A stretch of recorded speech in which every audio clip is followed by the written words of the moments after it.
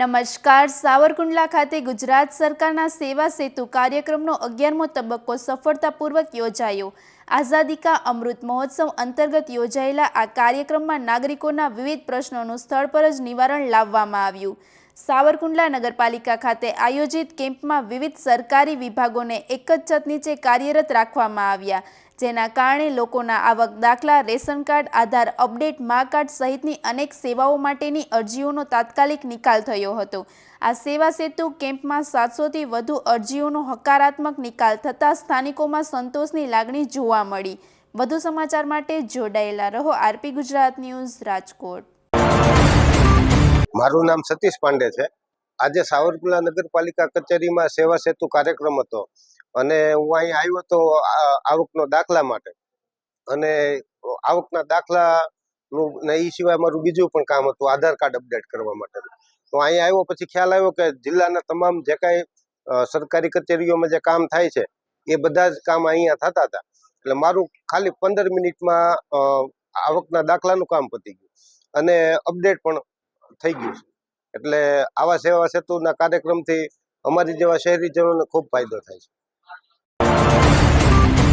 વહીવટમાં ગતિશીલતા આવે, પારદર્શિતા આવે, એ માટે ગુજરાત સરકારશ્રીનો અભિગમ છે. અને એ અભિગમ એટલે દરેક શહેરીજનોને પોતાના ઘર પાસે જ પોતાને મળતી સેવાઓનો લાભ મળે. સેવા સેતુના 10 તબક્કા પૂર્ણ કર્યા બાદ આજરોજ શહેરી વિસ્તારનો 11મા તબક્કાનો કાર્યક્રમ સમગ્ર વહીવટીતંત્ર દ્વારા યોજવામાં આવ્યો છે, જેમાં લોકોને પોતાને મળતી વ્યક્તિગત સેવાઓ જેવા કે આવકના દાખલા, જન્મના દાખલા, પોતાના લગ્ન રજીસ્ટ્રેશન તેમજ સિનિયર સિટીઝન માટેના કાર્ડ, આધાર કાર્ડમાં અપડેશન, આ તમામ વસ્તુઓને આવરી લઈ અને સમગ્ર વહીવટીતંત્ર આજે તમામ કર્મચારીઓ અત્રે ઉપસ્થિત છે. સાવરકુંડલા શહેરી વિસ્તારનો આ સેવા સેતુ કાર્યક્રમમાં અત્યાર સુધીમાં 700 જેટલા અરજદારો આવ્યા છે અને એમને આજને આજ એમને મળવાપાત્ર જે સેવાઓ છે એમના પ્રમાણપત્રો, સર્ટિફિકેટ અથવા તો ડોક્યુમેન્ટ પૂરા પાડવામાં આવશે. મારું નામ ચૌહાણ સિરાજભાઈ રહીમભાઈ, ગામ સાવરકુંડલા છે.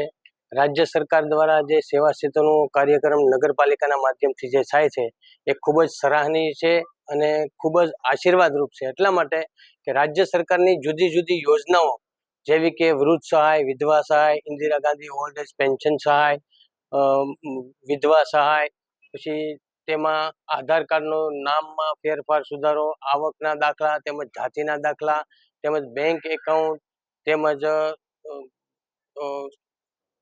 એસટીનો બસનો પાસ, પછી વિકલાંગ સહાયની યોજના તેમજ વાલી દીકરી યોજના તેમજ નગરપાલિકા દ્વારા આવકની યોજના તેમજ ઝૂંપડપટ્ટી વિસ્તારમાં જે લોકોને વીજળીનું કનેક્શન નથી એમને પણ વીજળીનું ઝૂંપડપટ્ટીના વિસ્તારમાંથી એને કનેક્શન મળે એમની યોજના, જુદા જુદા આવી સંખ્યાબંધ અનેક યોજનાઓના માધ્યમથી આ જે સેવા સેતુના કાર્યક્રમમાં ખૂબ જ સારું એવું કામ થાય છે. અધિકારી પણ એમાં હકારાત્મક અભિગમ દાખવીને પણ પોતાનું તાત્કાલિક કામ થઈ જાય છે. ને જાતિના દાખલા અને આવકના દાખલામાં જે લાઈનોમાં હારબંધ રહેવું પડે એ અહીંયા સેવા સેતુના માધ્યમથી ખૂબ જ ઝડપી અને આસાનીથી કરી શકાય છે એવું મારું માનવું છે.